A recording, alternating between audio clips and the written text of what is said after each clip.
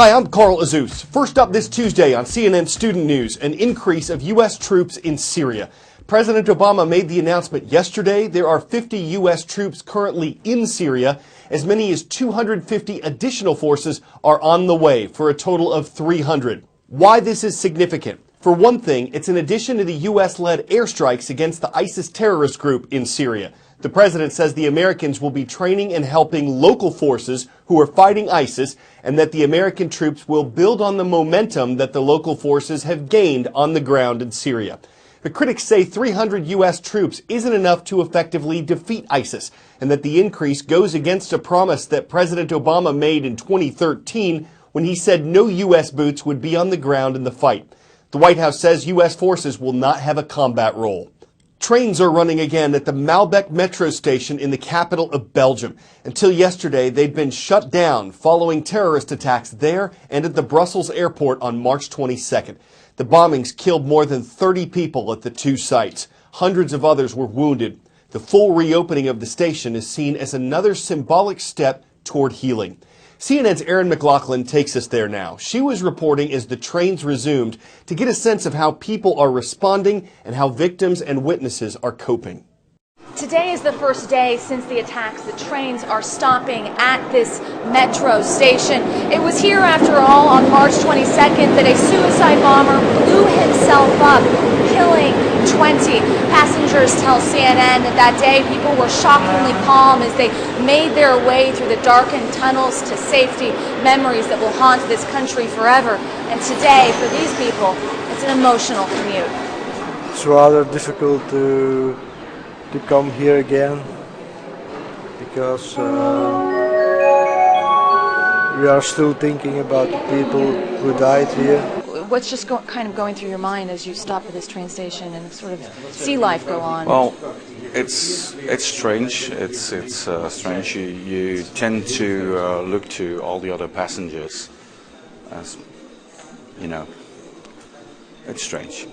Strange to see the military patrolling a metro station in a European capital. Belgium remains under threat level 3, meaning that an attack is still possible and likely. People who visit this metro station are being encouraged to leave messages on this whiteboard. On Saturday, many of the victims' families as well as survivors visited the station, so many of the notes you see here are from them.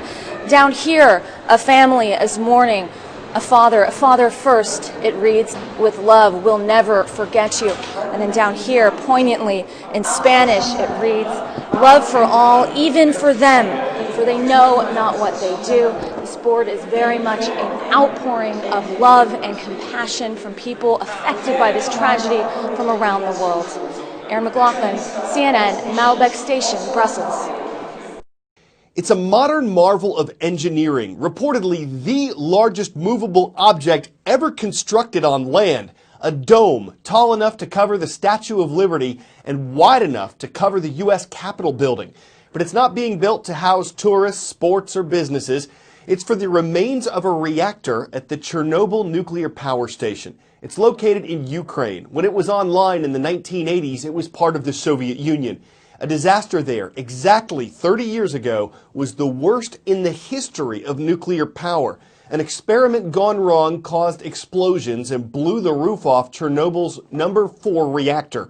30 people died immediately, but scientists estimate that thousands of cases of radiation sickness and cancer deaths will have resulted as well. After the accident, a giant steel and concrete cover was built to seal Reactor 4 and contain some of its radioactive material. But it's deteriorating and radiation is leaking out. So the $1.7 billion dome, called the new safe confinement, is being built to cover it. Engineers plan to use rails to slide it over the current structure this November and to finish sealing it off by the end of next year. Workers are constantly monitored for radiation exposure.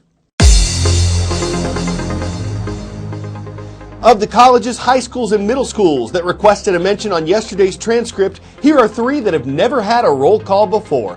Taiyan University of Science and Technology is in the city of Taiyan, China.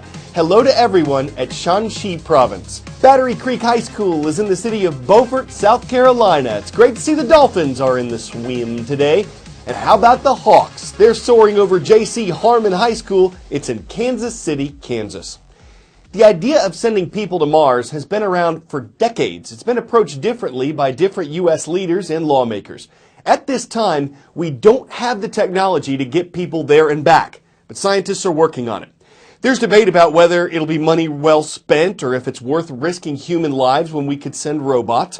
But one of the biggest restraints to a potential Mars mission could be a simple lack of desire. They say history is the best predictor of the future. That's one small step for man. And historically, the U.S. has been the leader in space exploration. They've got the flag up now, and you can see the stars and stripes. But we're in a different time, decades from the boundless Apollo era, when space exploration was a national priority.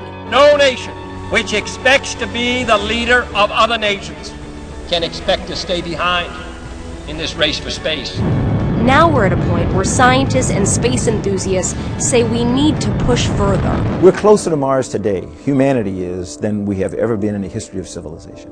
What are some of the lessons of the past that NASA is taking on these future missions to Mars? Some of the greatest lessons of the past have to do with our failures. Obviously a major malfunction. One of the things that we constantly remind ourselves is we have to be hungry all the time. What is it going to take to get to Mars? Blood, sweat, tears, some tragedy along the way, unfortunately. But the biggest thing, the biggest thing is willpower. Beautiful view. Buzz Aldrin is the second man to walk on the moon and one of the most famous astronauts in history. Going to Mars, it's going to be one of the biggest challenges humanity has ever taken on. Do you think we have the will to actually pull this off? No, we don't have the will right now. And the public is really not all that fired up. The whole atmosphere that we're living in is not like it was in the Apollo era.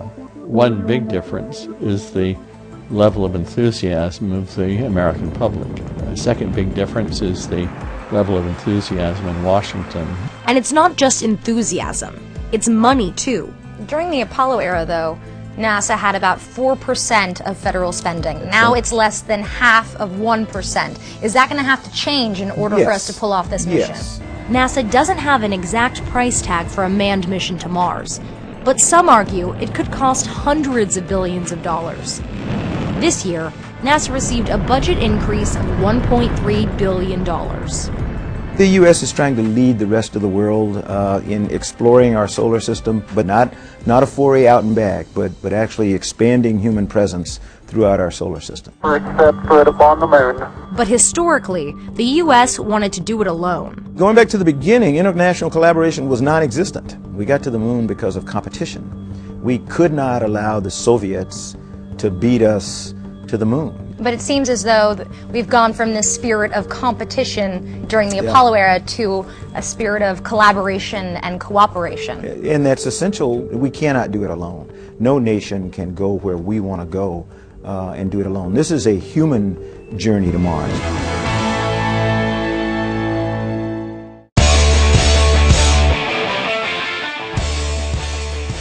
At a busy intersection in eastern China, an attentive police officer recently noticed that cracks were forming in the road.